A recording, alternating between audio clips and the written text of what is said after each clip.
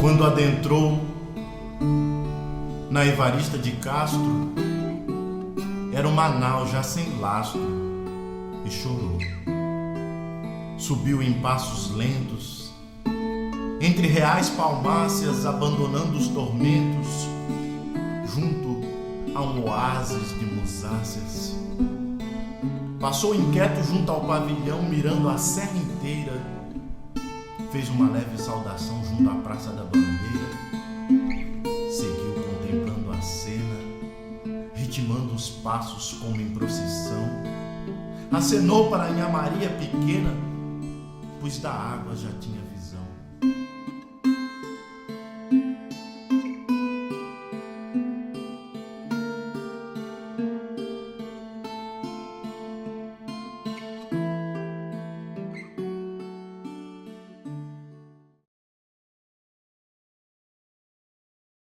Então, Prainha era uma cidade pequena, que agora aumentou muito, né? Mas era chão de terra, e tinha escola que hoje, que eu estudei, era ali o centro social, que hoje já desmanchou, né?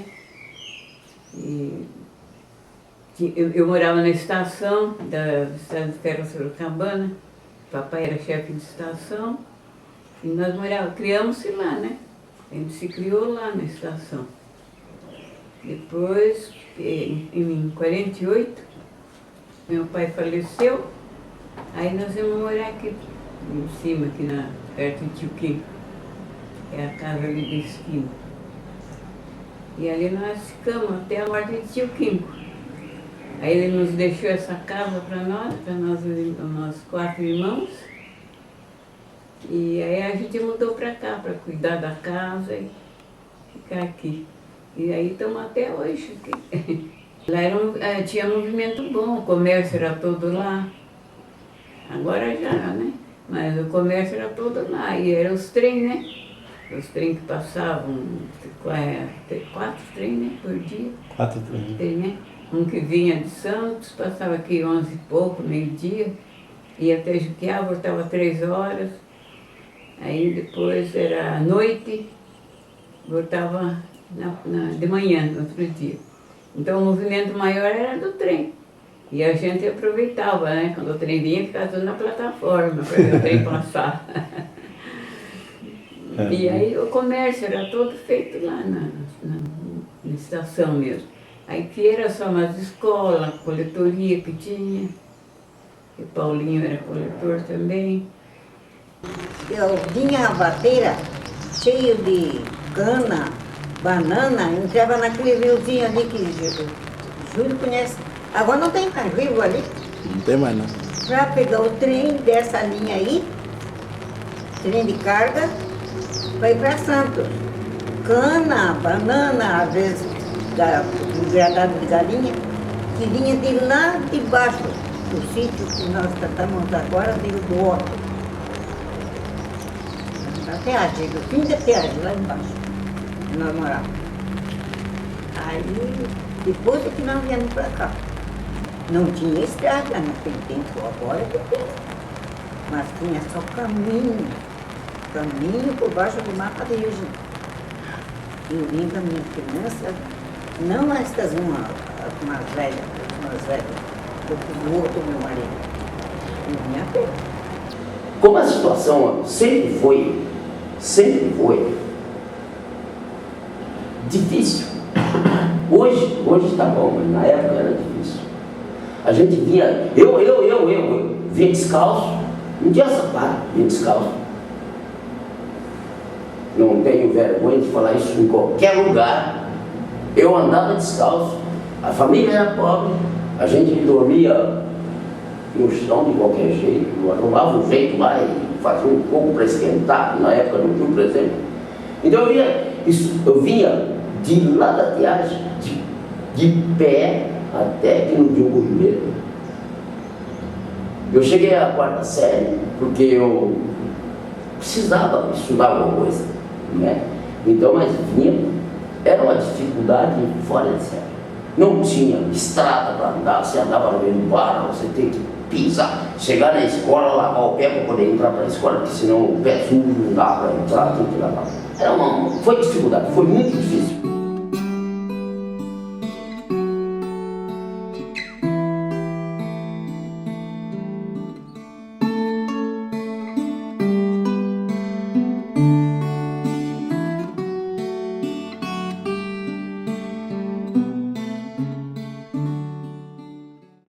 Caminho dentro da estação que era essa. E não era aquele barrancão alto, sabe? Só tinha estrada no meio, assim, enorme era aquele barranco. Do lado daqui, dessa vila daí do morro. Aí era tudo mato, até na estação, era tudo mato. Depois ali, de frente tem o campo e tem aquele prenado ali, né? Aquele ali era um barracão também, que foi cortado de enxadão. O povo cortava com enxadão, não tinha máquina, nada. Da ponte eu nem me lembro, mas veio um pessoal para cá, não sei se de Sorocaba, eles que vieram fazer essa ponte aqui. Eu era bem pequena. Bem pequena mesmo. Aqui era muito fraquinho, muito fraquinho. Na época tinha, hoje não, mas na época tinha casa feita de barro, aqui na cidade, eu descrevo alguma coisa, eu descrevo até um lugar, ainda lembro disso. E hoje você faz um reboque assim, fica bonitinho, mas o que tem dentro daquela parede? Não, dentro daquela parede pode ter barro ainda. Depois que você faz uma faixa, tá bom demais. Eu conheço algum lugar ainda, acho que deve ter alguma coisa por aqui ainda. Viracatu foi fundado por um francês, né? O Pierre Laranhois, natural de uma cidade chamada No, França. E Miracatu existem duas cidades no Brasil que foram fundadas por franceses, né? Uma, óbvio, é Miracatu e a outra é São Luís do Maranhão.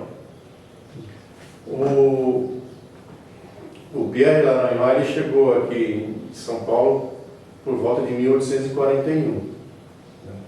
Ele montou uma loja de joias, né? Ele era uma pessoa de posse lá na França, e ficou 2 anos na loja em São Paulo. Depois ele acabou se mudando para Iguape. Né? Morando em Iguape, ele era uma pessoa de posse, então ele teve contato lá com a nata da sociedade iguapense. E através disso ele ficou sabendo que tinha umas terras para vender aqui no Vale do São Lourenço. Ele acabou se interessando por essas terras e em 1847 ele chega aqui em Prainha. Por que Prainha? Quando ele se aproximou aqui, ele viu aquela serra exuberante, as matas, né? Na beira do rio tinha uma prainha. Ali ele aportou e colocou o nome de Prainha. Então ele chegou aqui com os escravos, né? Com toda aquela... Ele montou o casarão aqui e ele foi um doador das terras da primeira igreja, né? Foi a Igreja Nossa Senhora das Dores. Ele doou em 1872. Em 1873 a igreja ficou pronta, né? Construída pelos escravos. E onde foi rezada a primeira missa, né? Pelo um padre italiano, Salvador Torello. Né? Inclusive tinha várias pessoas que vieram de outros lugares, né? De Santo Antônio de Juquiá, de todo esse Vale do São Lourenço. A igreja ficou cheia de gente.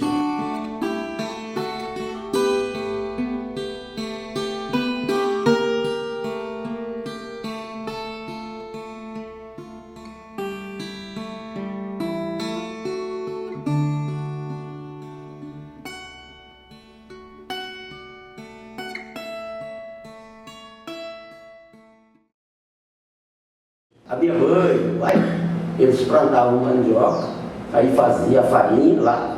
A minha mãe torrava, sabe aqueles pracinhos lá que torrava farinha? Tráfico de farinha? Tráfico de farinha. A minha mãe era campeã naquilo, sabe? Torrava farinha. Aí, meu pai pegava aquelas farinhas, botava num saco, você sabe um saquinho, pegava um saco assim, branco assim, 20 quilos mais ou menos, assim, dentro de um saco, botava nas costas e trazia. E aqui na cidade, eu me lembro até hoje, para quem a gente vendia aquelas farinhas? Já era encomendado de leite. Você conhece o professor Dan?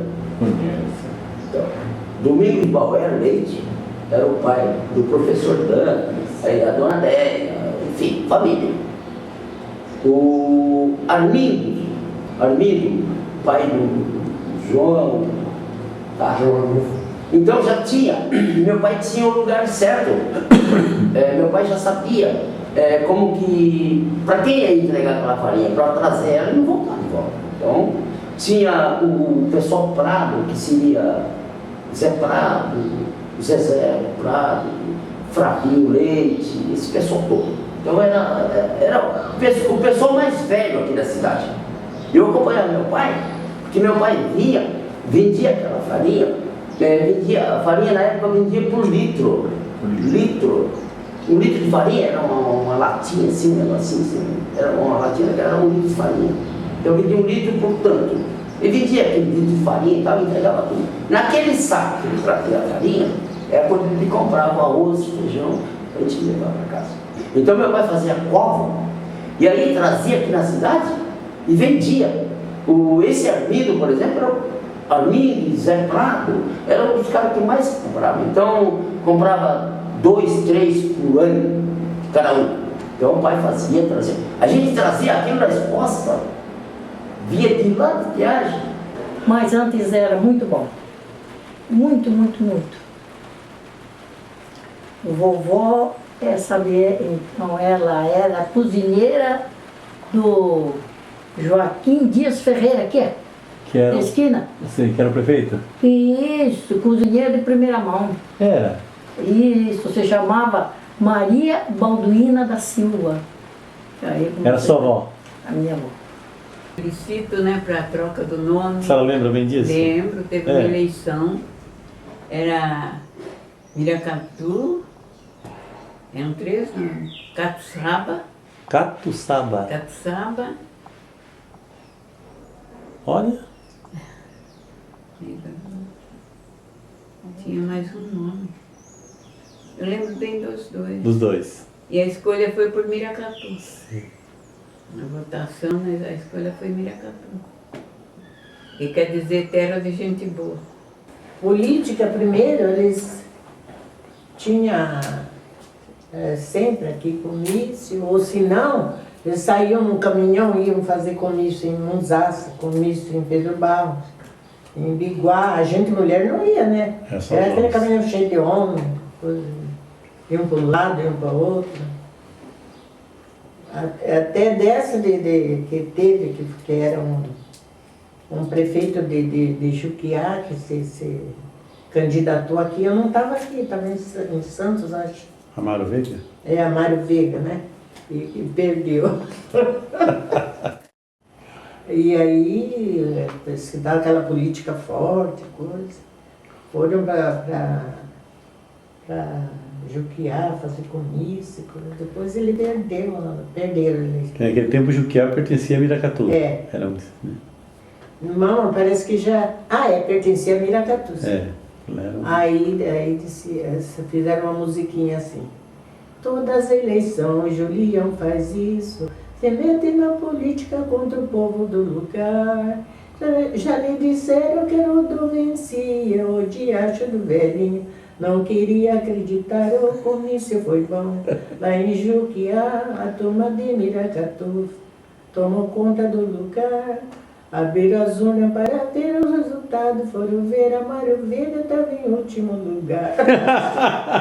Depois passava a eleição, então tinha churrascada, né? Tinha churrascada? Tinha. Faziam ali embaixo, aqueles, para assar o churrasco, né? Tijolo, assim. Tijolo, né? Aquela churrasqueira desse. Churrasqueira comprida, sabe? Ali tudo. Pegava os petinhos. Tudo com carne. Assado, dava tudo prontinho, assado para as pessoas. Pão e o churrasco. Joaquim Dias Ferreira. Ele foi subprefeito, aí depois de um tempo que foi a prefeitura, né?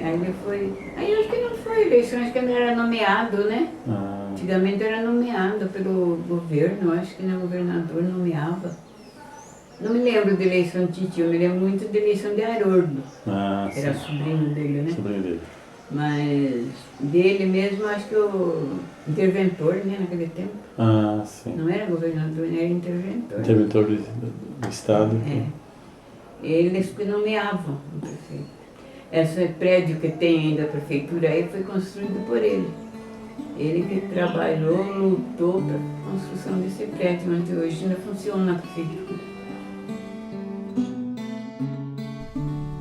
Desceu a ladeira da praça, esquivou-se do rio por um triz, contornou como quem chora e disfarça e rumou para a matriz. 7 espadas de dor transpassaram sua alma, passando pelo jardim. Ao ignorar as flores, fez um sinal da cruz num gesto de calma. Ajoelhou para a Senhora das Dores. Seguiu sobre as pedras da cônego e Cipião, sob uma revoada de pombo, cumprimentou Atamiro, reverenciou seu Colombo, tomou a Getúlio Vargas, rumando para a estação. A rua agora mais larga venceu o Ribeirão.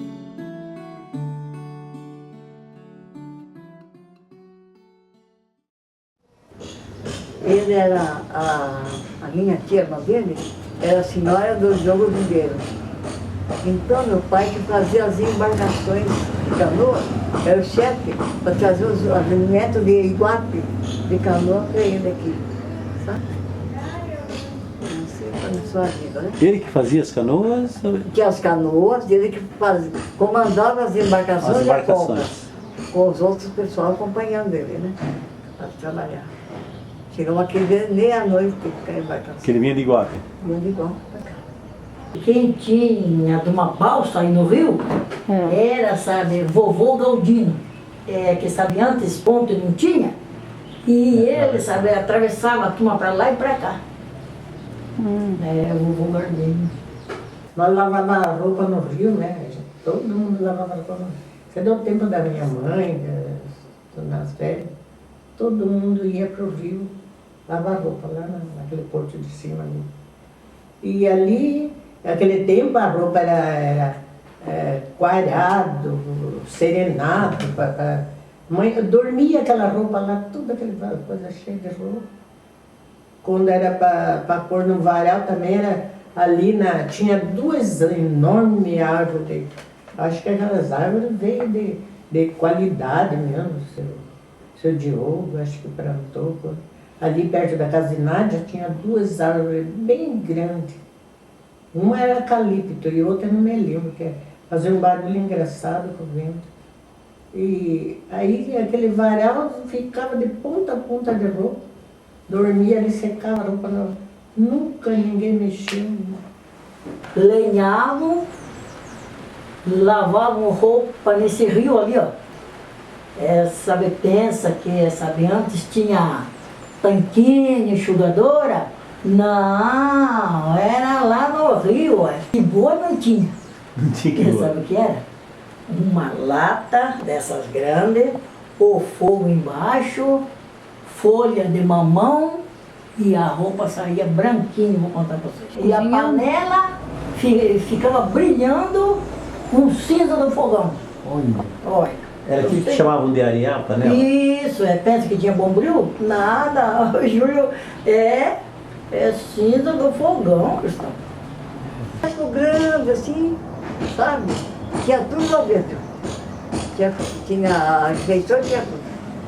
Tinha restaurante? Tinha uma refeição lá. Um canto? Um cantinho na refeição, tinha água, tinha tudo. E a gente ia só olhando a água. A mamãe contava que o vapor vinha aqui no porto pegar arroz aqui. Ali onde eu sou, né? Aquela vila de casa ali primeiro tinha casa grande e tinha engenho de arroz, eles vinham pegar arroz aí e levar para lá. A navegação aqui era, no princípio, né, no começo da fundação de Prainha, chegou a vir algum vapor aqui, né, a portar aqui em Prainha. Mas foram poucos porque logo após o governo, que era o responsável em limpar, né, os rios, para ter uma profundidade, né, esses vapores não chegavam mais aqui. Só vinham as canoas, né, os grandes barcos, né. Depois eles iam chegavam até Juquiá, né, Santo Antônio de Juquiá.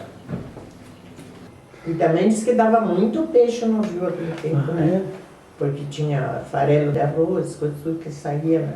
Javali. Nossa, ela sempre contava que ela tinha um irmão, só um irmão que ela tinha. Irmão não, tio dela, era irmão da mãe dela. Que ele se pegava assim, em Trairuçu, de raspar com a enxada, assim. Trairuçu grande, de um homem com um pau na frente, outro assim, um peixe no meio. Assim. Diz que era aquele enorme daquele peixe. Tinha muito peixe grande.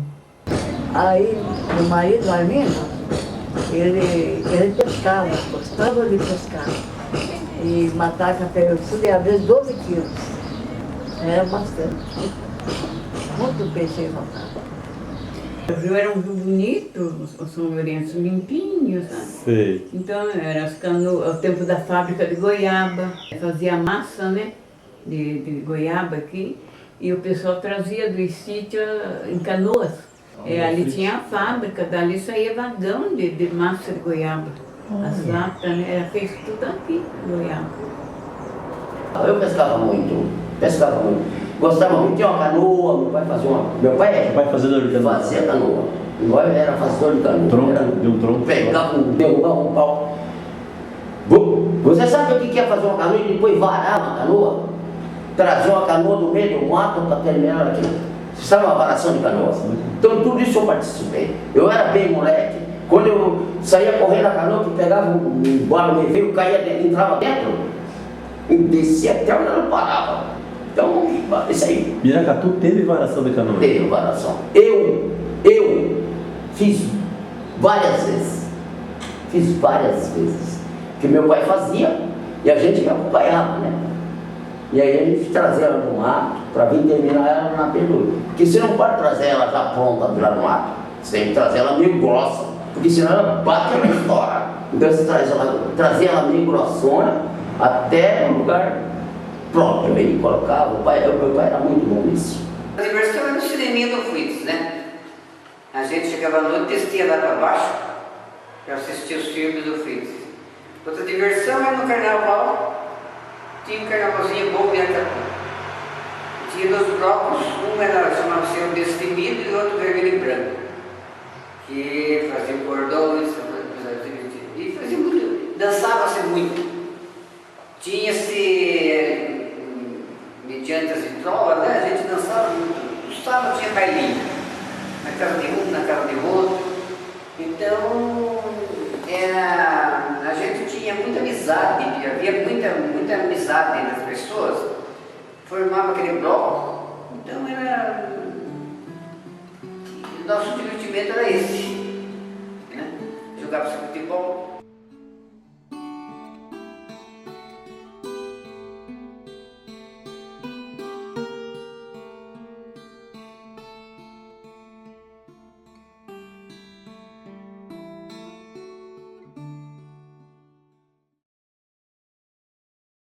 Era tudo feito aqui no largo, de frente à igreja, eram armadas as barracas ali, né? Naquele tempo armavam as barracas, era leilão. Leilão, não era bingo, Bingo né? não existia. Aí o bingo sim, o bingo já foi uma coisa mais nova, né? Mas bingo aqui ninguém conhecia o bingo. Então tinha o doutor Ribeiro e o doutor Jânio Quadros. Eram muito amigos do tio Quim. Aí eles vinham por aqui, ficavam aqui na casa, ficavam morando. De noite a gente se juntava, porque com ele tinha muita amizade com o Jânio Quadros, sabe? E era uma pessoa bem amiga da gente aqui, tudo bonitinho. Aí ele falou assim, eu vou trazer um jogo para vocês. Vocês jogarem na festa. Aí ele trouxe o bingo. Ninguém conhecia. Aí nós fazíamos rodada de bingo aqui de noite para aprender. E naquele tempo não era com cartela, né? Aquelas cartelas. Lá tinha um forno grande, aquela fornalha grande. Assavam frango, assavam porco, porquinho inteiro assim. para quermesse e saía no leilão assim, pregoado, assim, sabe, leiloado. Legal. Quanto me dão, quanto me dão, aquilo ia longe, né?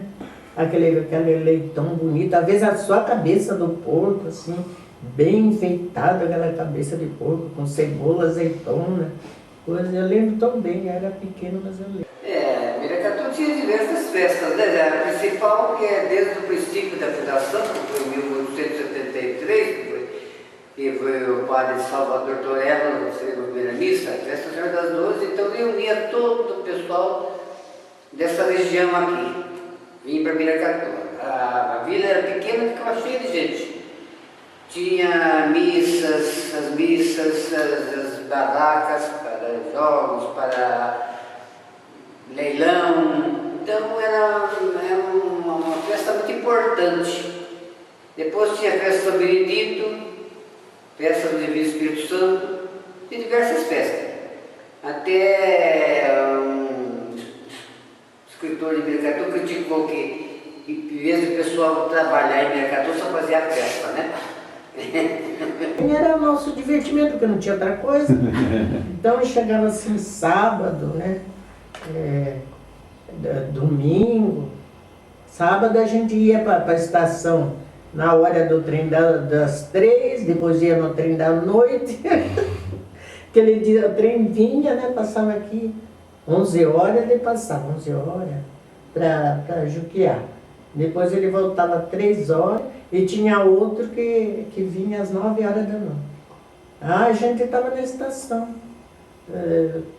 Passava o trem, era todo mundo ali, namorado, gente tocando, cantando, era divertição da gente, né? Divertimento.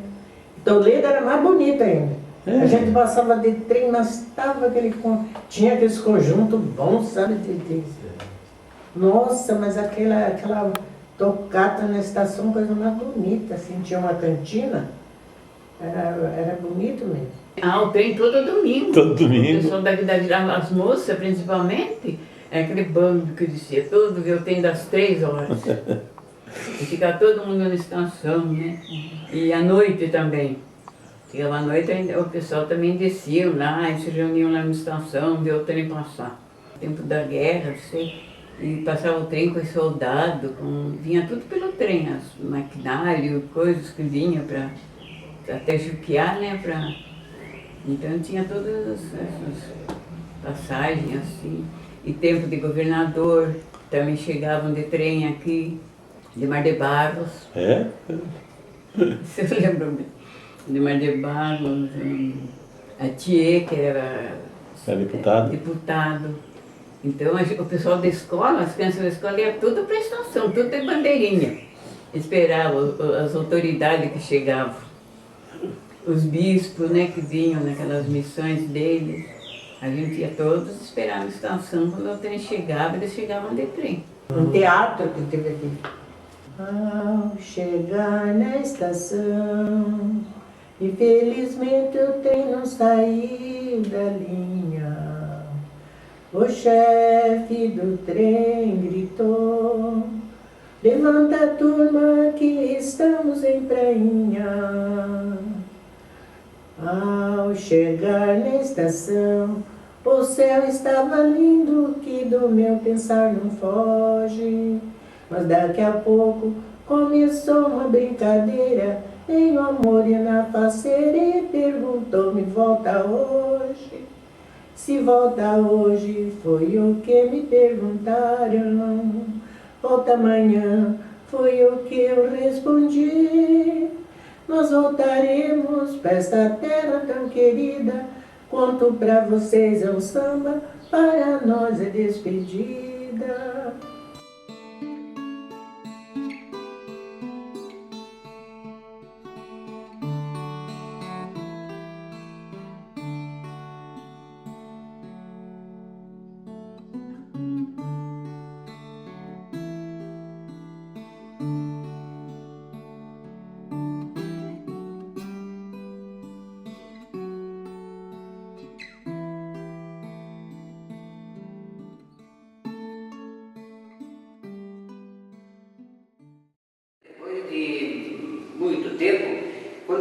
entrevista no Rio de Janeiro, que ele disse que perguntaram, Laurindo, onde você nasceu? E ele disse, eu nasci nessa vizinha chamada Tainha, que nem no mapa existe. Então aquilo me gravou, e eu falei, não, mas Tainha existe, né? Então precisamos fazer contato com o Laurindo, né? Então foi quando mas não tinha endereço dele, aí ele deu nova entrevista passado um ano, e através do Jornal de São Paulo, a entrevistadora pertencia ao jornal, no Rio de Janeiro, trabalhava para o jornal, e eu escrevi para o Estadão, ele mandou para a moça foi muito gentil, mandou o endereço do Laurindo. Eu escrevi para os Estados Unidos e mandei no livro para ele. Mandei meu livro, esperava receber uma carta de Laurindo, aí recebi uma carta de Edgar, seu irmão. Porque Laurindo saiu de Miracatu, no braço da mãe, não conheceu ninguém. O Edgar saiu com 12 anos, ele levou muita coisa de Miracatu. O Edgar foi maravilhado de conhecer minha família, todos eles conheceram minha família. Mas quem é esse Laurindo de Almeida? Tão importante assim, 5 Grêmios e um Oscar, nasceu mesmo em Miracatu, uma coisa não podia ter nascido em Miracatu, né? Isso é importante assim. As pessoas mais antigas, quando ele era jovem, as pessoas ficavam, né, se lamentando, pô, mas toda coisa está se perdendo, né, dos mais antigos, o que nós vamos fazer com isso? Nós temos que resgatar isso. E o senhor Paulinho encampou essa ideia, né? Ele encampou essa ideia.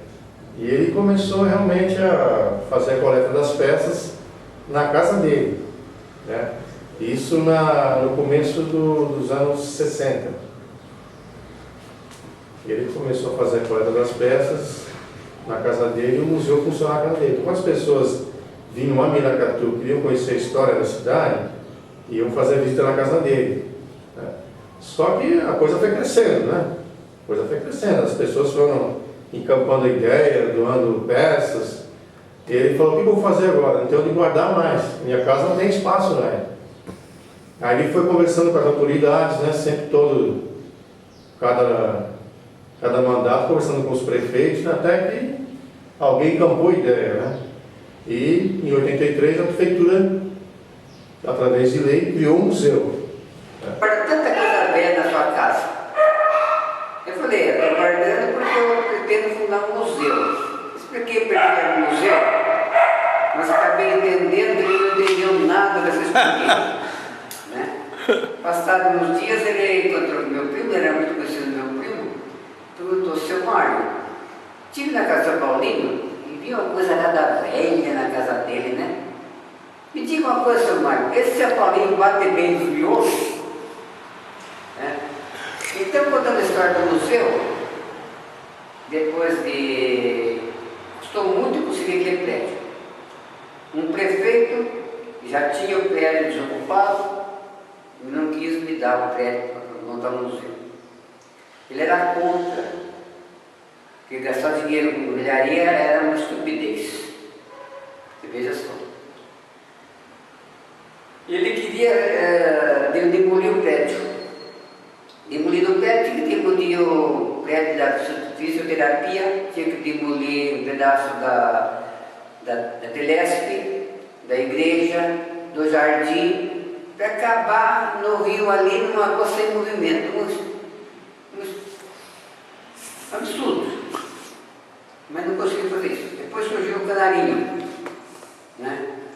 Canarinho também resolveu mudar o museu lá para a fábrica do Fritz, lá embaixo. Estava caindo aos pedaços. No meio de uma favela, lugar que não tinha nem rua para ir lá, né? Quer dizer que ia se acabar o museu no instante. Claro. Aí eu vestiei para o juiz, vestiei para diversas autoridades do mercado, que me ajudasse a fazer com que o prefeito desistisse daquele intento de terminar com o museu Miracatu, né? Levou tantos anos para fazer. Mas minha preocupação, meu aborrecimento durou apenas 15 dias. Canarinho correndo gastos de automóvel na BR. E com isso nós salvamos o museu. Então eu me pergunto se eu não, para fundar um museu de Miracatu, não precisa ser dando bom Precisa ser bom do miolo, né? Pública, né? E foi conseguido em 1929. Então, a partir de 83, o museu veio para cá. E aqui começou a funcionar o espaço. Ele é mantido pela própria prefeitura, né? Que a prefeitura tem que disponibilizar um vigia, um escriturário, né? E o seu Paulinho era como diretor vitalício, né? Quer dizer que eu trabalhei, acho que eu trabalhei pela cultura de Miracatu bastante. Mas a gente sempre encontra pessoas que não estão de acordo com o que a gente faz, né? Procuram destruir, né? Procuram não sei porquê, mas existe. Nós estamos no mundo do bem e do mal, 50% do bem e 50% do mal. Então vamos navegando nas águas mansas e nas águas turbulentas. Chegou à estação junto a um apito de trem, apreciou a composição, acenou já além. Pegou a Washington Luiz, retomou a Avenida Evarista de Castro, pisou na Avenida da Saudade como nunca quis. Era um Manaus já sem casco, sem mastro, e chorou. Subiu o antigo Morro do Coqueiro, exaltou num suspiro a terra amada, reencontrou companheiros, encerrou ali sua jornada.